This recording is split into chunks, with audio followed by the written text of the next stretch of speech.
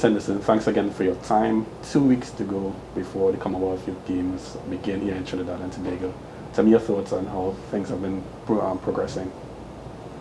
Thank you, Kent. Wow, what a whirlwind. Things are progressing well. There's always the small challenges, but all in all, we are quite excited. We reached a point where the synergy of all the different teams coming together. So it's really can't even find the right words to express how everything is now coming together smoothly. What are some of the difficult, some of the challenges you've had, with this process so far, that you... Finance is always an issue. So, in that we have to always adapt, be on top of things, make sure that all the resources we have are put in place in order to ensure that we adhere and comply with all the processes.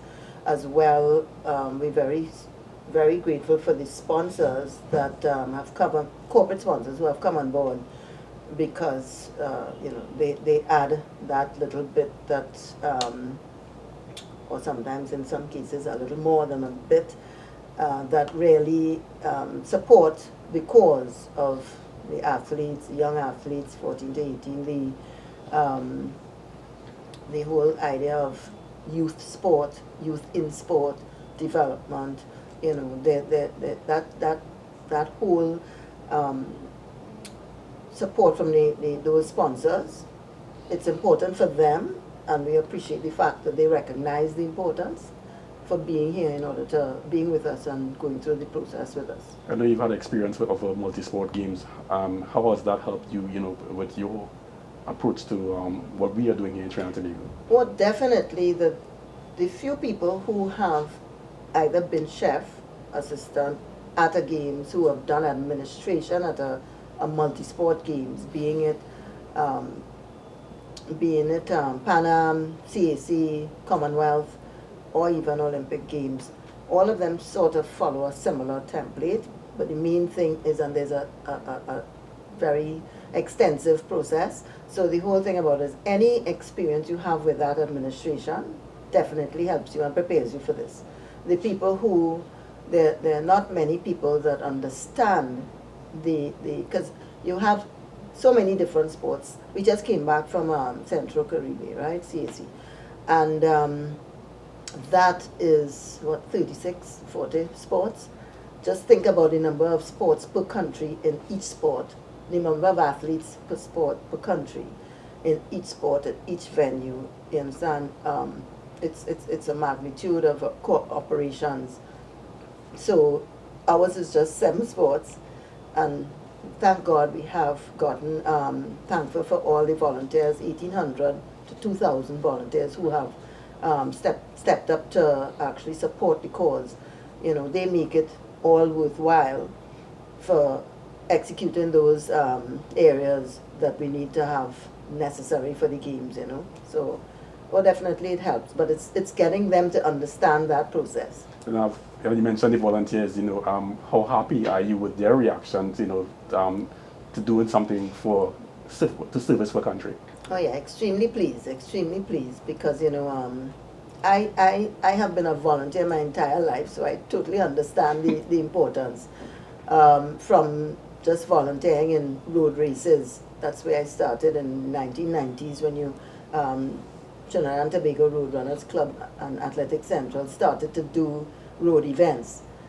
You start your basis there, and then joining every administrative, every sporting organization that sport you're affiliated with, you tend to want to assist, improve, or do whatever it is, and that's how you get to volunteer. So volunteering in sport is something that we encourage, and so extremely pleased that the volunteers have come out. They themselves either are in sport or just appreciate sport, and because they gave so many people call and they give you the reason why I'm doing this. You know what I mean? So really, really pleased. What is the most successful component for Trinidad and Tobago hosting a successful game? Secretary General not repeats it all the time, but there are certain areas or factors in the games that are crucial, and that's accommodation, transport, and field of play. Even if we don't see a sign or we don't do something else, those things are critical for effective games. They have to sleep, they have to get to their venues, and one more in that is catering, food, right? So the whole thing about it is that those are the one or two things that are critical for the games, but people as well, and the cooperation, and that whole synergy, I'm using the word synergy, that whole synergy in the different operations, because everything links into the other. You know, you have arrivals and departures, but that information fuels the transport, fuels security, fuels works, traffic, everything. So it's an accreditation. So it's like a wheel that has to keep running and turning. What opportunities do you think can be derived from us hosting these games? I know we have always had a genuine push for sport tourism. Mm-hmm. Do you think this kind of hosting these games kind of open those opportunities? Yeah, tourism definitely for Tobago, especially, and Trinidad and Tobago, Trinidad as well, because you know Tobago being a different focus, they are definitely more tourism, but the different types of tourism, and Trinidad for more sport.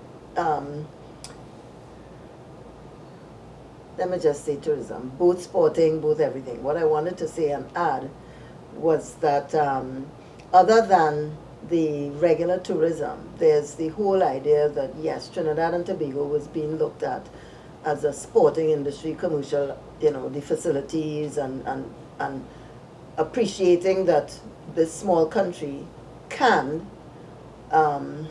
implement and host sporting events bigger than the normal one sport or one discipline sport events that we've had over the years. The cricket still is a one discipline event. You know, football games are still one discipline, you know, so but this is a multi-sport, and if we can do this, we can do anything. You know, we have the capability and we have to believe in ourselves, and definitely one of the things that we feel will come out of this is definitely a national pride. I can't wait to feel the opening ceremony and see what is going to happen there, because I think there's a lot of pride that's going to come out of that, and I'm just calling on the public to please go buy a ticket, and it's quite reasonable. We made sure it was reasonable for everyone. Just $50 TT. You know, usually that is like $300-400 going up. Just $50 TT, Hazy Crawford Stadium on the 4th of August. And go on to the website, trinbago2023.com or tickets.com. And it's Trinidad and Tobago hosted the games. How do you feel about the collaboration between the two islands to make this happen? I think that, you know, all in all, that we always have our communication challenges. However, bottom line is as they say, whenever it hits the fan, we are one, and we rally for who Trinidad and Tobago people are. We have a lot of pride in our nation, and that rallies through when we really want to make sure something comes about, you know, to the best of the ability. We know that this is going to be a success because we won't allow anything else to happen, you know, because we love our country that much, and we make sure that, and therefore we work together. You know, we're working together to ensure that this is a success for Trinidad and Tobago, for its people, for what it will bring to Trinidad and Tobago post the event. And finally, what would you want for the legacy? What would you want the legacy of these games to be for Trinidad and Tobago and Trinidad and Tobago sport? There are a number of legacies that we had sought to achieve, and one of them obviously is youth. Throughout the entire process, we've had youth school caravans that educate the youth not only about the Commonwealth but about sport, just about inspiring them to be outspoken through the Youth Voice Conference, to be, a lot more empowered. All the youth that are taking part in arranging and organizing these games, liaising with 70 countries, 71 countries every day. They have to learn how to express themselves, how to communicate. So the young people are being empowered through the process. Then you have the safeguarding. Safeguarding, a whole new initiative and policy has been pushed and encouraged through the process, and it has been a big factor of, implementing throughout the security and implementing the games, because it's age 14 to 18. And so that going through all of the events going forward and everything that we do, safeguarding is a big factor for the education as well. So education is a big key throughout this. Anti-doping. Anti-doping, we are ensured to make sure that the athletes, all the athletes and the officials that participate must do an education program in order to be participating in the game. There will also be flat tables and laptops set up for them to learn more about anti-doping and this sort of information as well, with the safeguarding as well. So that's just a few, but digital. So the tickets for the games are QR codes. So as long as you have your phone, you have your QR code, there won't be any printed tickets. You will have your QR code, you always have your phone with you. That's your ticket at the door, they scan the code and you get in. So there are a lot of legacies that we hope to advance everybody one step forward in terms of the games. And I think that as a nation, the whole idea that we have put off these games, the world could then believe in it. There's a legacy in all of that. You understand what I mean? Everybody, every individual, whether they were a part of it or not, can take that as part of a legacy, because Trinidad and Tobago pulled off these games. Just a quick switch in topics. The cancellation of the Commonwealth, Victoria's pulling out of hosting the Commonwealth Games in 2026. What are your thoughts on that, and how do you see that affecting the Commonwealth Games Association going forward? It's a little unfortunate, for any games. Any games cancellation is unfortunate. But anything seems to be happening after post-COVID. So we all have to be on top of our games, The Commonwealth Games Federation will have to do some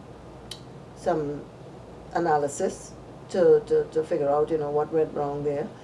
But I'm confident that other countries will pick it up, because they see the worth in the games and what it can bring to a country. And the visibility it brings to that country to the world. So I'm confident that this too shall pass, and they will find a way to get over it. Thank you for your time, Ms. Henderson. Yes. Good. Welcome.